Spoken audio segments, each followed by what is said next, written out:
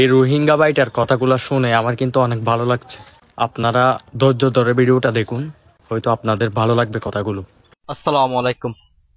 আনাদে আরা বর্মা আর কান দেশত হনদিন জাগিত পারি, যুদ্ধ করি হোক সরকার লই দোক হনদিন যাইত পারি। দুনিয়া মাঝে বেগম হতা হওয়ার ফলে একখান দেশে হতানো পারে। এর নাম হলে বাংলাদেশ।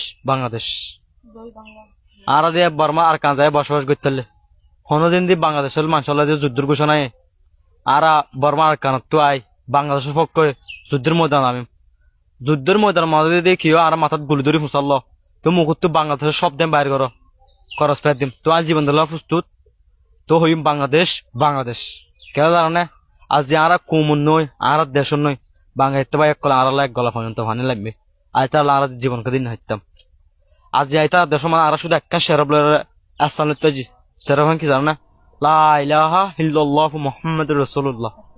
আজ যদি আর তো এক কলিমাগো নতাইতো আজ যে একজন নয় দুজন নয় তিনজন নয় হাজার জন নয় কত হাজার রোহিঙ্গাবাসী আজ বাংলাদেশ মানে স্থান লই আজ শুধু একটা কলিমার হারণে আজ আমরা মুসলিম মানুষ দে এটা আল্লাহ তারা দেশের স্থান লইতে।